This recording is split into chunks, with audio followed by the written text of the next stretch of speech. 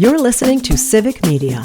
You can tune into any of our live shows on any radio station across the state with the Civic Media app. Find us in your phone's app store and listen anytime, anywhere.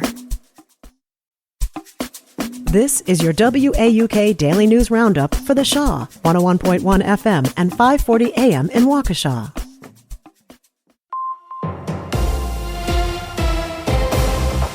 For 540 WAUK News, I'm Stuart J. Waddles.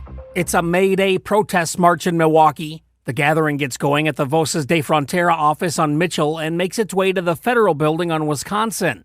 The event is billed a day without immigrants and workers.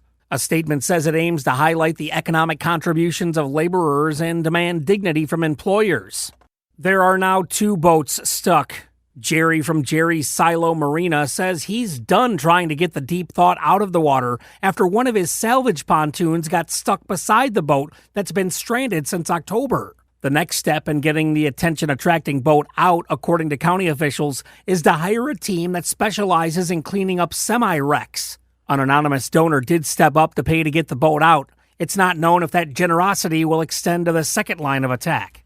Avian aficionados are getting an assist. Lisa Hale has more. The Wisconsin Department of Natural Resources is reminding residents of some small things they can do to help the bird population returning with warmer weather. According to a press release, about 350 species of birds will be returning in the coming weeks. Residents can help maintain their population by doing things like adding native fruit-bearing plants at their homes, cleaning bird feeders regularly, shutting off exterior lights at night during peak migration times, and putting screens or markers on windows to reduce collisions. Train talk is back in Madison. State leaders, including Governor Tony Evers, are advocating for expanded passenger rail service to connect cities like Superior, Eau Claire, and Green Bay. Part of the effort would use $15 million in proposed state funds to unlock federal matching dollars. The effort does face uncertainty due to potential federal budget cuts. And that's news on 540 WAUK. I'm Stuart J. Waddles. The Brewers win again. Hi, I'm Mike Clemens with sports. Baseball, the Brewers with a 6-4 victory over the White Sox in Chicago last night. But an injury, Isaac Collins filling in for Bryce Terang at second base, beamed by a 95-mile-an-hour fastball, hitting his right elbow in the second inning. Eventually, he was pulled from the game. Manager Pat Murphy. Yeah, it's a contusion. The x-rays were negative. He's going to be sore. His first game at second base in a while. So that's forced because of Terang's illness. So will Terang be back tomorrow? You just never can tell. NBA, the Bucks season over. Head coach Doc Rivers asked why does he believe Giannis Antetokounmpo had an MVP type of season. What I'm most proud of is he has turned into a leader. Last year, he wasn't a very vocal guy. Everyone told me he was not a vocal guy. We leaned on him to do that. I couldn't be more proud of a player. Getting outside of your box is very difficult to do, and Giannis did that for me. That's the Bucks' Doc Rivers with Sports. I'm Mike Clemens.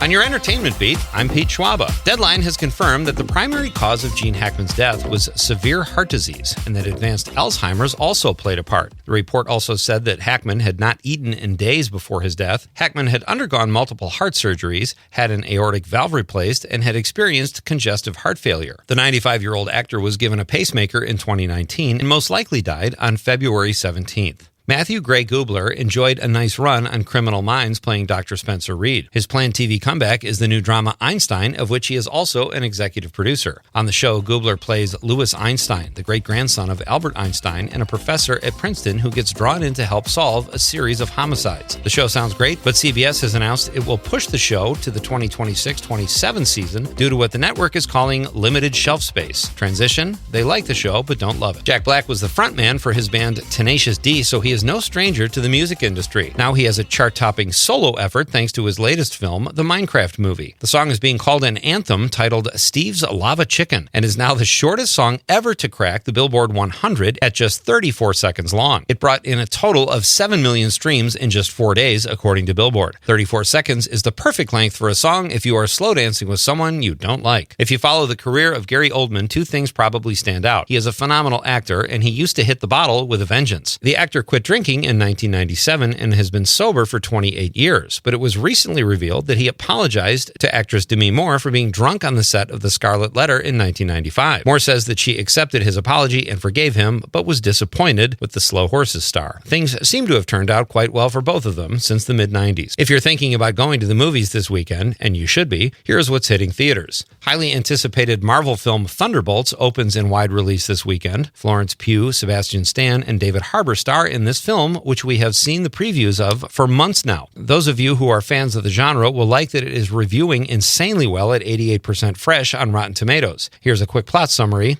It's a Marvel movie. Also opening is a Nicolas Cage film. Cage stars in The Surfer as a man who takes his son to his old surfing spot before realizing it's been taken over by some ne'er-do-well, or dare I say ragamuffin surfers who chase them away. If there's one thing we've learned over the years, don't piss off a Nicolas Cage movie character. And since we are in the age of the re-release, and sometimes it's your only option other than franchise or superhero films, check out Monty Python and the Holy Grail if it happens to be playing near you this weekend. See you at the movies. For more showbiz fun, tune into Nightlight with me, Pete Schwaba, weeknights from 6 to 8 p.m. on the Civic Media Radio Network. We have some pretty good rain on the way today, a quarter to a half inch or more possible through this afternoon. Our high today, 51. It will be cloudy with rain through the day. Tonight, showers, 44. Tomorrow, a few showers in the morning. A little sun possible in the afternoon, 54. Plenty of sunshine this weekend, 52 Saturday, 60 Sunday. I'm meteorologist Sean Cable. Right now, it's 45. That's your WAUK Daily News Roundup from Civic Media. Subscribe to this podcast on Spotify, Apple, or wherever you find your podcasts. Find more news at WAUKradio.com.